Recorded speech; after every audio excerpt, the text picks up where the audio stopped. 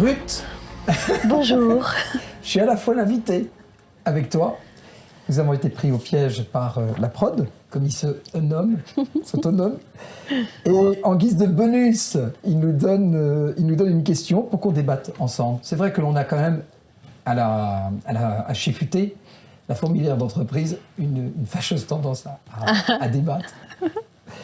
Alors le sujet, mon Dieu, il est costaud. Alors, puisque les religions et la religion n'a plus sa place en politique en France depuis 1905, avec la séparation de l'Église et de l'État, en quoi aurait-elle une place dans l'éducation et particulièrement à l'école ?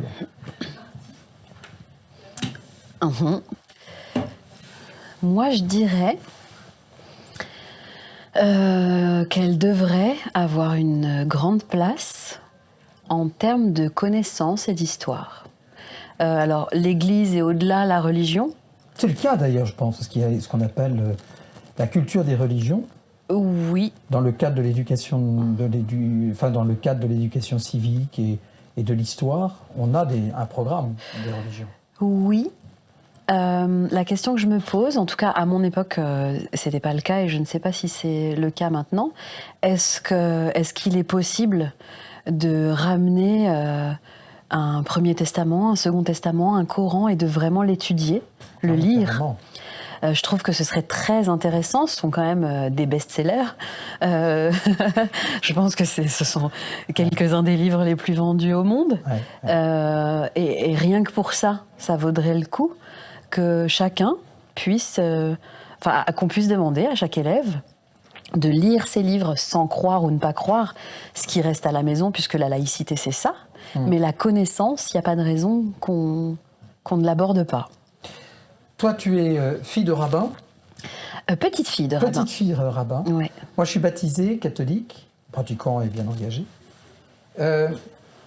Je trouve que la séparation de l'Église et l'État, en tout cas pour nous, parce que c'était surtout les catholiques qui étaient visés à ce moment-là, et en plus dans un contexte très politique, on était dans la Troisième République, je pense que, contrairement à ce qu'on pourrait croire, je considère que c'était une très bonne chose. Ça a profondément libéré de la politique l'Église. Par contre, ça a été mis en application d'une manière profondément injuste et radicale, c'est-à-dire que l'ensemble des maîtres d'école, qui étaient des prêtres, des religieux, des religieuses ou des engagés, ont été non seulement sortis de l'école, les écoles fermées, les hôpitaux, sortis des hôpitaux, des orphelinats, etc.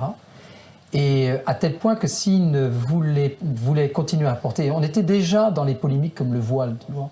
Ils portaient le clergyman, enfin c'était pas le clergyman, c'était la soutane à l'époque, etc.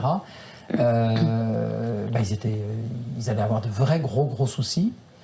Et les moines étaient sortis de leur couvent, de leur monastère. Il faut quand même savoir que c'est les hussards qui sont allés chercher les chartreux, qui sont sortis, alors qu'ils ne faisaient rien de mal, si ce n'est de prier et de vivre seuls à la charte. Et de faire une bonne chartreuse d'ailleurs, un alcool absolument délicieux. Il y a eu tous ces gens qui sont passés de l'autre côté de la frontière, la France, en Italie, en Suisse, etc., pour pouvoir justement se protéger d'une mission qui était, depuis le début de leur naissance, donnée, c'est-à-dire dans l'école. Donc l'école a été littéralement vidée de cet apport religieux, ce qui était un très grand tort. Heureusement, dans la terrible épreuve des tranchées et de la Première Guerre mondiale, les prêtres, les religieux, etc., étaient dans la tranchée avec eux, avec les soldats. Ils ont fait preuve d'une très grande bravoure par la compassion et l'attention, la bénédiction, etc. Qui que ce soit, quelle que soit la conviction religieuse des hommes qui combattaient, il y a eu un héroïsme et un courage de la tranchée qui a beaucoup bousculé tout le monde. Et donc il y a une unité qui s'est faite, et donc on avait besoin d'un retour de l'Église, et notamment d'écoles chrétiennes, et puis voilà, il y avait l'école publique de la Troisième République, et puis il y avait l'école quand même chrétienne qui était là, même si malheureusement il y avait encore de la politique derrière. Je trouve que la séparation de l'Église et de l'État était bonne en tant que telle. D'ailleurs, ça nous donne la possibilité d'avoir la restauration de nos églises quand elles sont très vieilles par la mairie, ce qui est une très bonne chose parce qu'on n'aurait pas les sous qu'il faut. Et en même temps, tant que nous avons ce droit de pouvoir ouvrir des écoles, comme les musulmans, comme les juifs, comme les protestants, les catholiques, les orthodoxes, nous ouvrons des écoles, nous sommes sous contrat et nous avons la possibilité d'enseigner notre spécificité, qui est notre foi. Je pense que la laïcité a compris, c'est-à-dire que la séparation de l'Église et de l'État n'a pas interdit la religion d'être présente aux écoles. C'est ça, c'est ça. Ce que je trouve très très chouette, c'est, tu vois, les aumôneries, même dans les établissements publics. Tu as des aumôneries en lisière d'établissements publics. Et bon, bien sûr, tu as quelques écoles assez incroyables, c'est en Alsace, nous sommes sous le Concordat, grâce à Napoléon. Et jusqu'à aujourd'hui, tu as quelques écoles encore publiques alsaciennes où il y a le crucifix dans chaque classe. Ah oui. C'est très troublant. Ah oui. Alors, là, c'est troublant et ça interroge. Et alors, ça interroge énormément parce qu'on est sous le régime concordien. Alors, tu as des pros de la laïcité, etc., qui sont en train d'essayer de court-circuiter cette loi fondamentale du Concordat. Moi, j'aime bien Napoléon qui s'est dit il faut une religion, alors il disait officielle dans un pays, mais en fait, je pense que derrière cette réflexion, c'est combattre la religion, c'est combattre une partie de l'être humain et son âme, histoire, son mais bien spirituel, sûr. son intériorité. Bien sûr. Donc c'est idiot. Bien sûr. Il ne faut pas. Ce qui me vient là, c'est qu'en fait, malheureusement, l'histoire est peu capable de nuances. Là, on fait séparation de l'Église et de l'État, et puis du coup, on jette l'Église. On aurait pu se dire simplement, respecter la définition de la laïcité. La croyance est une chose, la connaissance en est une autre, et du coup, oui, laisser. Ça interroge quand même de laisser un crucifix. Oui, hein, au Concordat. J'ai vraiment aucune réponse. Je ne réussis pas à me décider sur une éventuelle réponse. Ça fait partie de l'histoire, mais en même temps, je comprends que ça puisse effectivement gêner. Et puis, il ne faut pas oublier, l'Église, avec Léon XIII, tu sais, qui avait été vraiment l'homme de l'encyclique Doctrine sociale de l'Église, vraiment cette réponse de l'Église par rapport aux conditions ouvrières et aux conditions de la pauvreté, etc., qui est arrivé en disant il n'y a pas que seulement le côté marxiste qui peut réveiller l'âme humaine par rapport à la solidarité et au sens de la dignité du travail et de la personne qui travaille. Mais quand même, l'Église était, en tout cas en France, assez maurassienne à l'époque. Elle était quand même marquée. Moi, je vois bien ce que j'ai étudié. On voyait bien que quand même une grande majorité de l'Église catholique était reconnue comme encore partenaire des royalistes. Et du coup, je pense qu'il y a eu trop de politisation par rapport à l'Église, et du coup, ils se sont dit, il faut absolument qu'on se débarrasse de l'Église, une fois pour toutes, si on veut que notre République existe, quoi. 10 ans avant, on était en train de se dire, est-ce que le comte de Chambord va finalement prendre la couronne ou pas? Le comte de Chambord dit non, parce qu'il ne veut pas avoir le drapeau bleu-blanc-rouge comme drapeau national et drapeau de son pays. Bon, il y avait aussi tout le reste. Il sentait bien que le sens de la monarchie, comme Charles X il ne voulait pas un sens monarchique comme Louis-Philippe. Et donc, du coup, on avait vraiment toute une église qui s'était complètement investie et qui pleurait finalement cette monarchie définitivement éteinte et définitivement perdue. Et ils se sont dit, tant qu'on a, et dans le Parlement, et surtout dans les écoles, etc., l'Église présente, on a la certitude qu'on ne pourra pas avoir la possibilité de sécuriser la République, la Troisième République.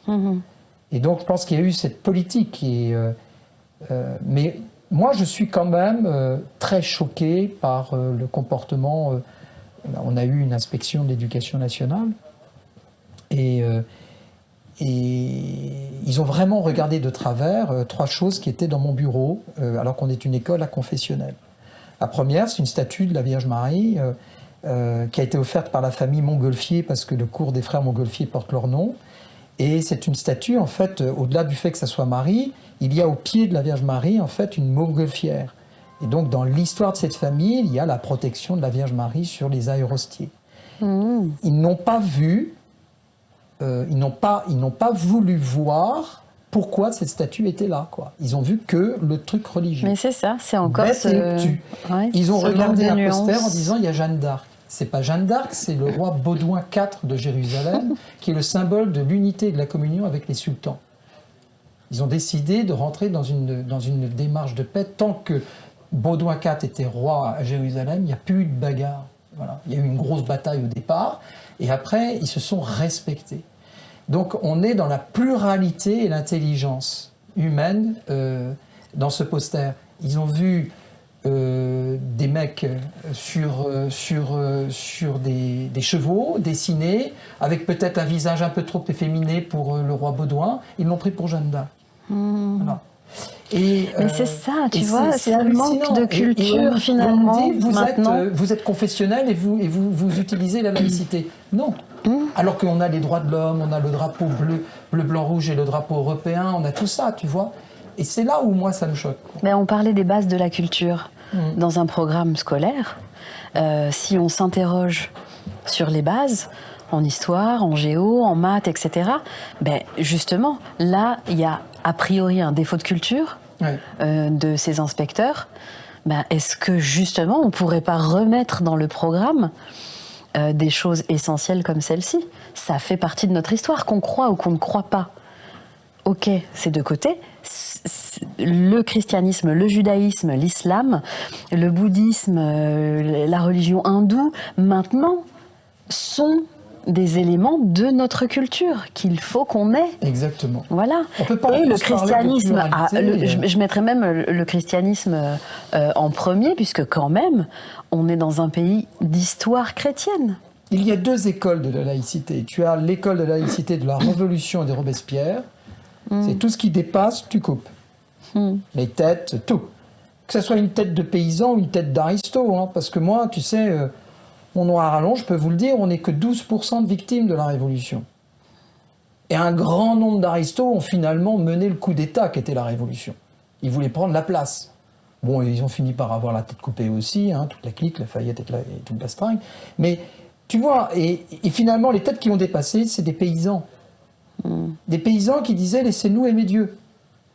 Votre République, d'accord, on est désolé de voir le roi que c'était un repère et une statue pour nous, mais bon, voilà, vous lui avez coupé la tête, c'est pas bien, donc c'est vraiment pas bien. Mais surtout, laissez-nous croire en Dieu. Et ça dépassait, quoi, tu vois. Si cette République nous interdit de croire en Dieu, alors on n'est pas dans un pays libre. Et si l'école nous interdit de parler de Dieu entre nous et avec les enfants, sans forcément faire un catéchisme, bien sûr qu'il faut vérifier. On est dans une école laïque, le cours des frères Montgolfier, l'inspecteur très légitimement a fait le petit piège à un de mes profs. Et les heures de catéchisme, comment ça se passe? Alors le prof a dit non mais il n'y a pas d'heures de catéchisme. D'accord. Mais voilà, mais c'est un test, un bon test, et c'est normal. Ouais. Là, je trouve que là, par contre, il y a de l'intelligence et de la pertinence. Et puis c'est filou, c'est rigolo, il y a de l'humour. Et c'est respectueux. Et au moins, les choses sont claires. Effectivement, s'il y a de l'instruction religieuse, etc., là, non. Mais enfin, quand même, on ne peut pas dire, voilà, je suis dans un monde laïque, je suis avec une de mes collègues qui est avec un voile, qui travaille auprès de nous, en AVS, elle a son voile musulman. Moi, j'en ai une autre à côté qui travaille dans la même classe, qui est plutôt tendance super catho, et très tradie. Et ces deux femmes sont en train de travailler ensemble. Voilà. Parce qu'elles respectent un point commun qui n'est pas le terrain de la laïcité, désolé, pardon, hein, mais parce qu'on a un point commun qui est que notre âme et notre intériorité est bousculée par un Dieu d'amour. Et que l'on veut être cohérent dans cet amour que nous enseigne Dieu. Et c'est pour ça que l'on aime ce pays laïque. C'est pour ça que l'on s'aime avec nos différences, parce que on écoute d'abord cet amour. Mais alors là, tu vois, ça va m'interroger, c'est-à-dire que je suis complètement d'accord, mais là, on parle de croyance. Et c'est là où on peut s'interroger. Est-ce qu'on met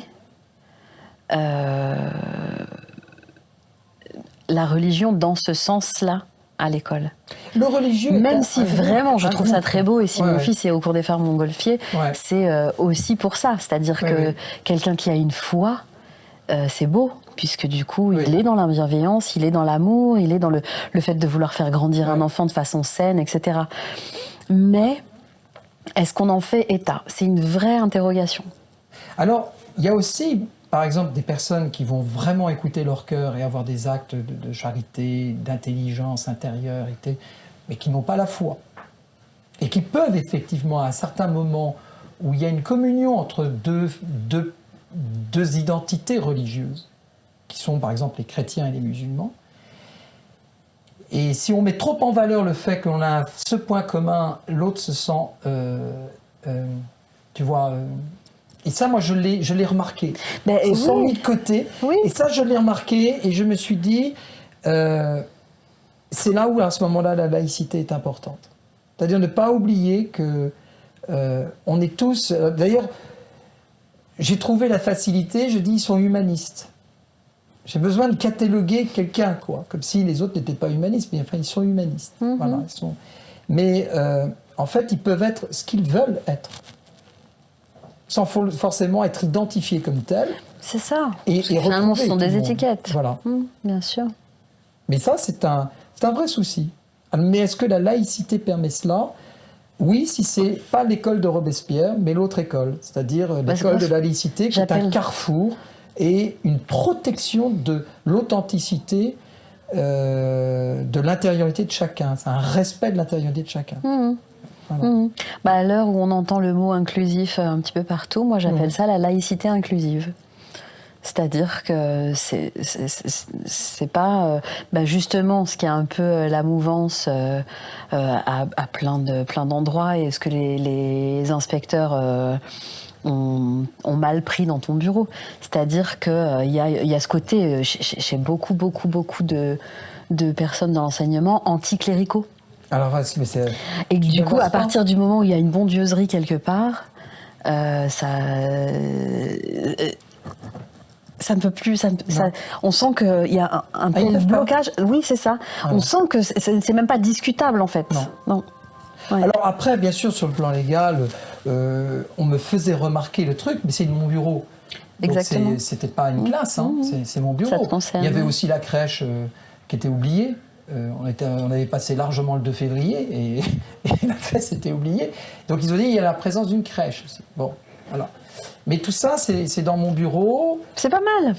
Ça donne le ton, sans être... Mais j'étais surpris, par exemple, que on ne remarque pas qu'il y avait Wilberforce qui a aboli l'esclavage au Royaume-Uni, qu'il y avait Mandela qui avait pas Kevin Costner, non, Kennedy, etc. Tu vois, ça ils n'ont pas souligné. D'ailleurs, je pense qu'ils n'ont pas compris toutes ces figures et la complexité, ou peut-être la communion, en fait, le point commun de toutes ces figures, c'est qu'ils ont donné leur vie pour le bien des hommes. Et ils ont cru en la valeur de chaque homme, c'est-à-dire qu'ils ont cru à la force du pardon et de l'amour. Tu avais le temps de leur dire ça? Ils m'ont pas posé cette question. Par contre, ils m'ont fait en me montrant du doigt la statue. Et c'est un blocage. Et je regrette profondément ce blocage. Je trouve que... Alors maintenant, si on revient sur le statut du Concordat, est-ce qu'il est bon de maintenir le Concordat dans le cadre de la République française? Alors moi, je vais te dire oui, parce que des étudiants qui ont été séminaristes ou religieux, etc., qui ont fait plusieurs années d'études supérieures, ne sont pas du tout reconnus, ces études, par l'État. Mais par contre, l'État veut bien, par le régime du Concordat, reconnaître ces études. Et donc, ça devient des licences ou des masters si ces études se terminent à Strasbourg. Voilà. Ça, c'est vraiment formidable. Donc, il y a une certaine égalité de chance qui est donnée à tous, sans exception, par le Concordat. Voilà. Donc, si le Concordat n'est plus là, eh bien, toutes les études supérieures qui se respectent quand même, qui sont... l'histoire, la psychologie, la sociologie, la morale fondamentale, la théologie, la culture de toutes les religions, etc. Enfin, c'est quand même des études et des années d'études considérables. c'est important qu'elle soit reconnue comme telle, tu vois. Et donc, s'il n'y a pas le concordat, on ne peut plus valider cela.